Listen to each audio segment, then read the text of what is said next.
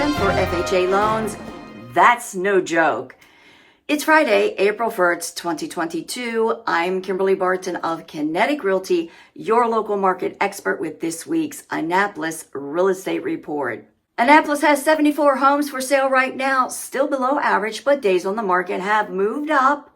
But there are 19 homes coming soon, but not nearly what is normal for this time of year for our area.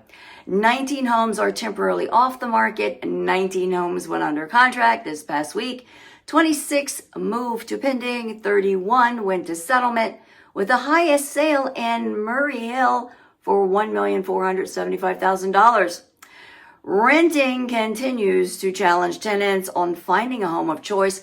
With only 18 homes on the market, it's a competitive market. Renters must have good to excellent credit, stable and strong income, glowing references.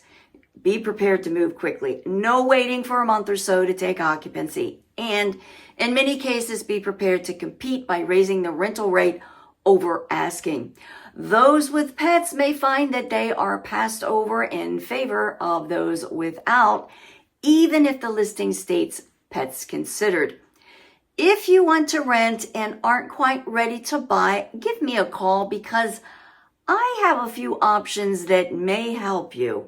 April is here and is one of the biggest months for the area's spring real estate market. So be sure to get our spring home seller guide at www.kineticrealtyinc.com. And if you're thinking about buying a home, be sure to get the spring home buyer guide at www.kineticrealtyinc.com and click on guides in the navigation bar. That's this week's snapshot for the Annapolis Real Estate Report, April 1st, 2022. Thank you for tuning in, and until next week, be well.